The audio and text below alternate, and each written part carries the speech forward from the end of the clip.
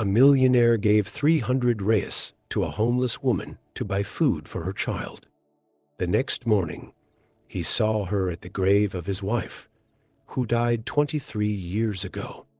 But first, remember to subscribe to our channel so we can keep sharing incredible stories.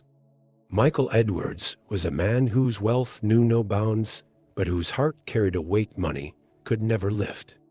At 56, his life in New Haven was defined by quiet routines and memories of his late wife, Rebecca, whose death 23 years ago left a void he never filled. His mansion was lavish but silent, his days luxurious but hollow. Each morning, he'd walk the bustling streets of the city, observing life but rarely engaging with it. One overcast afternoon, while crossing a crowded plaza, Michael's attention was drawn to a scene near a food cart. A disheveled woman, clutching the hand of a small child, was rummaging through her bag, visibly distressed. Her worn-out clothes and frazzled hair spoke of hardships, but her eyes were determined as she tried to convince the vendor to accept her coins for a single sandwich. The child, perhaps 5 or 6 years old, stood quietly, his sunken cheeks and oversized coat a silent testament to their plight. Moved by an instinct he couldn't quite explain, Michael stepped forward. "Excuse me," he said, addressing the vendor. "Let them have whatever they need. I'll cover it." The vendor nodded, relieved to end the awkward scene, and handed the woman a sandwich and a drink. Michael took out his wallet and handed her 3 crisp bills totaling 300 reais. "For more food," he said simply. The woman stared at him, a mix of gratitude and disbelief clouding her face. "Thank you," she whispered, her voice trembling. "You don't know what this means," Michael nodded, feeling an unfamiliar warmth in her words. The child looked up at him and offered a shy smile before they disappeared into the crowd. Michael walked away, unsure why the encounter lingered in his mind. He had helped others before, often through charities or anonymous donations, but something about this woman and her child struck a chord. That night, Michael found himself restless. He replayed the encounter, the woman's desperate gratitude, and the child's quiet resilience. For reasons he couldn't fathom, he resolved to take his usual walk a little earlier the next morning. And so, as dawn broke over New Haven, Michael arrived at the cemetery, a place he visited every week to lay flowers on Rebecca's grave. But what he saw next left him frozen in his tracks. There, kneeling by Rebecca's headstone, was the same woman from the plaza, her child standing solemnly beside her. Her lips moved silently, as if speaking to Rebecca. Michael's heart pounded, a mix of confusion and curiosity. What was she doing here? And how did she know Rebecca? Questions swirled in his mind as he watched, unsure whether to interrupt or remain an observer. The answers, he knew, would change everything. Michael stood frozen, his breath caught in his chest. The morning air felt heavier as he watched the woman kneeling by Rebecca's grave. Her child clung to her side, looking as solemn as she did. She appeared to be praying or speaking softly to the headstone. The sight was surreal. A homeless woman, whom he had met by chance the day before, now appearing in such a personal, sacred space. Summoning his courage, Michael approached cautiously, his shoes crunching the gravel path beneath him. As he drew closer, the woman turned abruptly, startled. Her face flushed, and she clutched her child's hand tighter, standing up as if preparing to flee. "Wait," Michael said, raising his hand in a calming gesture. "It's okay. I didn't expect to see you here," she hesitated, her eyes flicking between him and the grave. "I didn't mean to intrude," she said softly. I'll leave." "No, please," Michael urged. "You're not intruding. But why are you here? How do you know Rebecca?" The woman glanced at the grave and then back at Michael. Her expression was conflicted, part shame, part determination. "Rebecca," she began, her voice trembling slightly, "was someone who saved me. A long time ago." Michael's brow furrowed. "Saved you? How do you mean?" The woman hesitated, clearly debating whether to continue. Her child tugged at her coat, but she gently patted his head, signaling for patience. Finally, she said, "My name is Evelyn Harper. Years ago, I was in a very dark place. I was young, pregnant, and alone. Rebecca found me in a shelter, and she gave me hope. She helped me find the strength to keep going when I thought I couldn't." Michael's chest tightened. Rebecca had always been compassionate, often volunteering her time at shelters and food banks, but she had never spoken about Evelyn. It wasn't unusual. Rebecca had rarely sought recognition for her kindness. Still, the revelation left him speechless. "I've been coming here for years," Evelyn continued, her voice barely above a whisper. "I talk to her, thank her for what she did. She's the reason I had the courage to keep my baby." She glanced down at the child by her side, his wide eyes looking curiously at Michael. Michael's heart swelled with emotion. He studied Evelyn and the boy, the pieces of the puzzle beginning to align. But there were still too many unanswered questions. Why was Evelyn now in such dire circumstances? And why had Rebecca never mentioned her? "I didn't know," Michael said at last, his voice thick. "She never told me about you." Evelyn offered a faint smile. "That's just who she was, wasn't it? She didn't do things for the credit. She did them because she cared." The wind rustled through the trees, and for a moment, the cemetery was silent except for the sound of the leaves. Michael looked at Rebecca's grave, the memories of their life together rushing back with newfound clarity. He turned to Evelyn. "Let me help you," he said, surprising even himself with the firmness of his tone. "Please? I can't let you and your son go through this." Evelyn's eyes widened. "You already helped us yesterday." "That was more than enough." Michael shook his head. "It's not. Not for someone Rebecca cared about. Not for someone who loved her." Tears brimmed in Evelyn's eyes, and she nodded, unable to speak. Michael reached into his pocket and handed her a card with his phone number. "Call me," he said. "Let me do this for her." As Evelyn and her son walked away, Michael stood by Rebecca's grave, overwhelmed. He felt her presence more strongly than he had in years, as though she were guiding him toward something greater. And for the first time in decades, Michael felt a purpose stirring within him. The days that followed were marked by an unusual restlessness in Michael's life. He couldn't stop thinking about Evelyn Harper and her son. Her story had awakened a part of him that had lain dormant since Rebecca's death, a yearning to understand her life beyond the walls of their home. Despite his wealth and connections, he realized how little he truly knew about the quiet acts of kindness that had defined his wife. Unable to resist the pull of curiosity, Michael began to investigate Evelyn's story. He called the director of a local shelter where Rebecca had once volunteered. "Rebecca Edwards," he inquired. "Do you recall her?" "She would have been active about 2 decades ago." The director, an elderly woman named Grace, let out a fond sigh. "Rebecca? Oh, of course. She was an angel. She wasn't just a volunteer, she changed lives. There's one story in particular I'll never forget." Michael leaned forward in his chair, his pulse quickening. "Tell me." Grace recounted a tale of a young pregnant woman who had arrived at the shelter with nothing but the clothes on her back and despair in her eyes. Rebecca had taken her under her wing, helping her find housing, arranging prenatal care, and offering emotional support.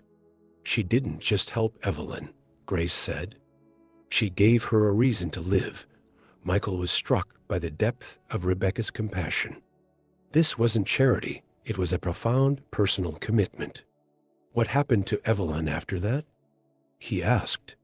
Evelyn moved on, trying to rebuild her life, Grace said. But life has a way of throwing curveballs. She lost touch with us years ago. Thanking Grace, Michael hung up the phone. His resolve deepened. He called the number Evelyn had hesitantly shared the day they met at the cemetery. When she answered, her voice was hesitant, almost apologetic, as if expecting him to withdraw his offer of help. "I'd like to meet with you," Michael said. "Let's talk about Rebecca, about you. I need to know how to help." They arranged to meet at a small cafe on the outskirts of the city. When Evelyn arrived, she seemed uneasy, her son clinging to her hand. Michael greeted them warmly, ordering hot cocoa for the boy and tea for Evelyn. "I spoke with someone from the shelter," Michael began after a few moments of pleasantries. "I know what Rebecca did for you." Evelyn nodded, her eyes moistening. "She saved me," she said simply. "When I was pregnant, I thought I'd lose my baby. Rebecca gave me everything I needed to keep going. I owe her everything." Michael leaned forward. "But what happened after that? How did you end up like this?" He gestured subtly to her worn clothes and the bags under her eyes, careful not to sound judgmental. Evelyn took a deep breath. "Life happened," she said, her voice trembling. "I managed for years, working odd jobs and raising my son. But when the pandemic hit, I lost everything: my job, my home, my savings.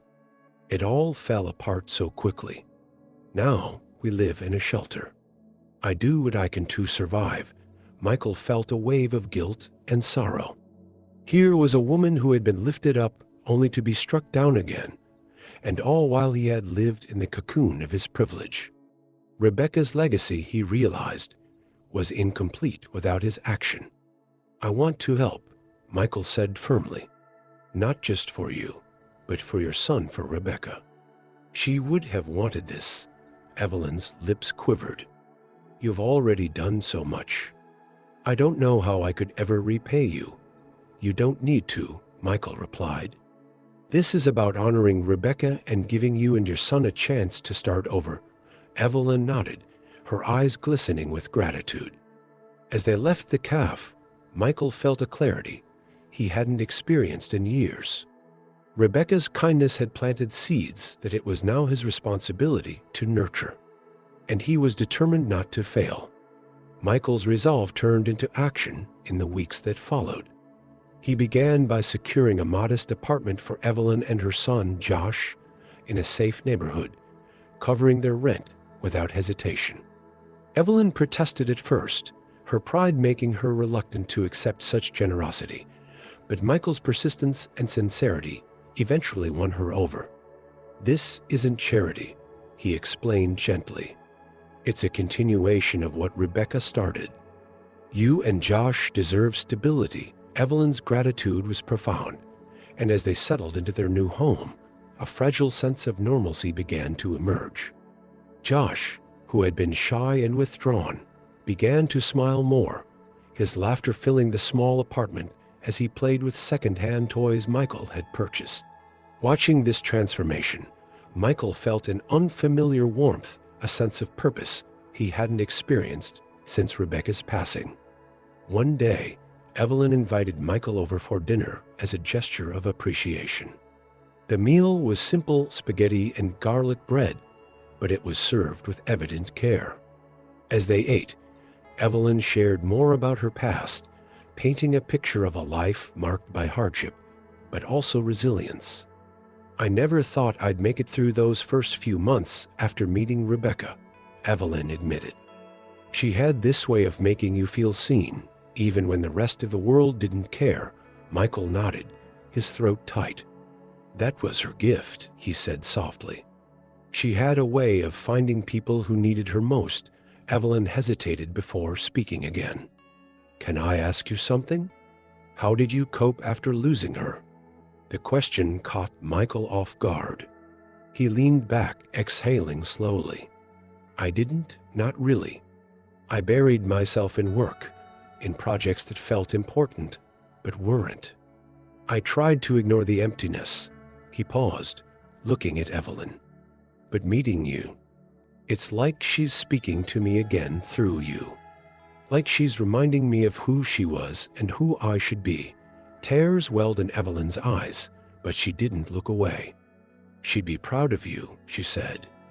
I know I am. Double quotes. As the weeks turned into months, Michael and Evelyn's bond deepened. Michael began to see Josh as more than a boy in need. He was a spark of hope, a reminder of the life Rebecca had touched through Evelyn. Together, they visited the cemetery, bringing flowers to Rebecca's grave and sharing stories about her impact. One afternoon, as they stood by the grave, Michael shared a thought that had been quietly growing in his mind. Evelyn, he said, his voice steady but thoughtful, I've been thinking about Rebecca's legacy. Helping you and Josh has reminded me of how much more I could do. There are so many people like you out there struggling, waiting for someone to notice. Evelyn looked at him curiously. What do you mean? I want to start something in her name, Michael said, his words gaining momentum. A foundation, maybe a way to help families like yours. Rebecca didn't just save you. She saved countless others, and I think it's time to expand that kindness. Would you? Would you help me? Evelyn's eyes widened, and she nodded slowly. Of course. I'd be honored. The idea of a foundation became more than a thought. It became a plan. Michael threw himself into the project with a vigor that surprised even him. Evelyn offered insights based on her own experiences, while Michael used his connections to secure funding and partnerships. They envisioned a network of support services, housing, counseling, and education for families in need. But not everyone welcomed Michael's sudden transformation. His wealthy friends and business associates questioned his decisions, warning him about the risks of such a venture. Why pour so much money into people you don't even know? One colleague asked during a dinner meeting. Michael's response was firm. Because Rebecca would have. And because it's the right thing to do, the foundation began to take shape, and with it, Michael's sense of purpose solidified. Rebecca's memory no longer felt like a weight, it felt like a beacon, guiding him toward a life that truly mattered. And as he worked tirelessly to bring the foundation to life, Evelyn and Josh became an integral part of his world, reminding him daily of the power of second chances and the enduring impact of compassion. But as the launch of the foundation drew closer, a revelation about Evelyn's past emerged, one that would challenge everything Michael thought he knew about Rebecca's legacy. The weeks leading up to the foundation's launch were a whirlwind of activity. Michael worked tirelessly alongside Evelyn, coordinating events, securing partnerships, and overseeing the final touches. The foundation, named Rebecca's Promise, was set to open with a gala fundraiser, an event designed to draw attention to their mission of providing shelter, education, and medical care for struggling families. The morning of the gala, Evelyn arrived at Michael's office, her face pale and her hands trembling. Michael, she began, her voice barely above a whisper. There's something I need to tell you. Michael set down his papers, concerned. What is it? Evelyn hesitated, then reached into her bag and pulled out a faded photograph. It showed a younger Rebecca smiling warmly, with a visibly pregnant Evelyn standing beside her. This was taken at the shelter, Evelyn explained. But it's not the only reason I kept it. She paused, her eyes glistening with tears. Rebecca didn't just help me out of kindness. She helped me because she understood my pain. She told me something I've never shared with anyone. Something that explains why she meant so much to me. Michael's chest tightened. What are you saying, Evelyn? She told me she lost a child, Evelyn said, her voice breaking. Before I met her, she had a miscarriage, and it broke her heart. She said she saw herself in me, in my struggle to keep going, helping me. It was her way of healing, The words hit Michael like a wave. Rebecca had never spoken of losing a child. The revelation unraveled years of silence and unanswered questions about her occasional melancholy and long walks alone. He felt a surge of sorrow, not only for Rebecca's hidden pain, but for the life they might have shared had he known. "I didn't mean to keep this from you," Evelyn said. "I just didn't know how to bring it up. But I thought you should know because everything you're doing now, it's bigger than just us." It's honoring her in a way that even she might not have imagined. Michael's eyes welled with tears as he stared at the photograph. "She carried so much and never let me bear any of it," he murmured. "I had no idea." Evelyn placed a hand on his arm. "But you're carrying it now, Michael. Through this foundation, you're ensuring her love and compassion live on." That evening, the gala unfolded in a dazzling display of unity and hope. The hall was filled with supporters, beneficiaries, and volunteers, all gathered to celebrate the launch of Rebecca's Promise. Michael stepped onto the stage to deliver the keynote speech. His hands trembled as he held the microphone, but his voice was steady. "Rebecca Edwards," he began, "was more than my wife. She was a force of nature, a woman who gave without question and loved without condition. Tonight, we honor her memory, but we also acknowledge the countless lives she touched, many of whom I'm only now discovering." He paused, scanning the room, his gaze landing on Evelyn and Josh sitting in the front row. "This foundation is not just about providing food, shelter, or education. It's about recognizing the humanity in each of us, the potential for kindness to transform lives, just as Rebecca transformed mine. And it's about ensuring that no one feels invisible or forgotten." The applause was thunderous, and as Michael stepped down from the stage, Evelyn embraced him, her eyes brimming with pride. In the months that followed, Rebecca's Promise flourished. Evelyn became a key advisor, using her lived experiences to guide programs for struggling families. Josh, now thriving in school, often accompanied Michael to events where he'd proudly tell anyone who would listen about the foundation that had changed his life. For Michael, the foundation was more than a tribute to Rebecca. It was a rebirth of his purpose. He spent his days surrounded by the very people Rebecca had dedicated her life to helping, and in them, he saw reflections of her compassion and strength. One crisp autumn morning, Michael, Evelyn, and Josh visited Rebecca's grave together. They laid a bouquet of lilies, her favorite, and stood in quiet reflection. Michael felt a sense of peace he hadn't known in years. "Thank you, Rebecca," he whispered, "for teaching me how to love and how to give. Double quotes. As they turned to leave, a warm breeze rustled through the trees, carrying with it a sense of affirmation, as if Rebecca herself were smiling down, proud of the legacy that now bore her name.